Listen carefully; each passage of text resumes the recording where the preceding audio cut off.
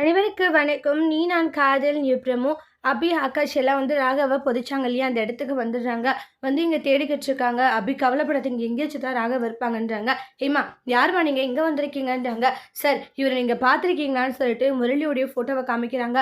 இப்போதானே கொஞ்ச நேரத்துக்கு முன்னே வந்து போனாருன்றாங்க. சார், என்ன சொல்லிட்டு இருக்கீங்க? ஆமா சார். அப்படியே இவரையும் பார்த்தீங்களா பாருங்கன்ட்டு ராகவுடைய ஃபோட்டோ காமிக்கிறாங்க. அதுவா, இப்போதான் இவரை வந்து குழி தோண்டி புதைச்சிட்டு போனாங்கன்ற மாதிரி சொல்றாங்க. அதை கேட்டு அபி ஃபீல் பண்ணி அழுதுகிட்டு இருக்காங்க. சார், என்ன சார் சொல்லிட்டு இருக்கீங்க? ஆமா, இப்போதான் வந்து குழி தோண்டி உங்களை புதைச்சிட்டு போனாங்கன்ற மாதிரி சொல்றாங்க. அதை கேட்ட உடனே அபி ஃபீல் பண்ணி கதறி அழுதுட்டு இருக்காங்க. அனுவும் ரொம்ப ஃபீல் ஆகுறாங்க. அப்படி அழுகாத அப்படின்றாங்க. ராகவ், நீங்க எனக்கு வேணும் ராகவ், உங்களுக்கு என்ன ஆச்சுன்னு சொல்லிட்டு அபி ரொம்பவே ஃபீல் ஆகுறாங்க. உடனே ஆகாஷ் இருந்துட்டு அதை உடனே வந்து நம்ம குழி தோண்டி எடுத்துடலான்னு சொல்லிட்டு மண்ணெல்லாம் வாரி வாரி போட்டுக்கிட்டு இருக்காங்க. சார், உயிரோடு இருக்கிறவங்கள புதைச்சிட்டு போயிருக்கா சார் அந்த ராஸ்கல்ன்றாங்க. என்ன சொல்லிட்டு இருக்கீங்க? ஆமான்ட்டு அவங்களுமே ஹெல்ப் பண்றாங்க.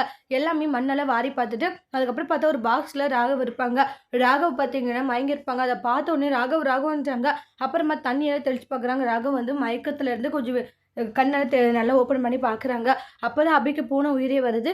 அடுத்தடுத்து என்ன நடக்க போகுதுன்னு வெயிட் பண்ணி பார்க்கலாம். தேங்க்யூ.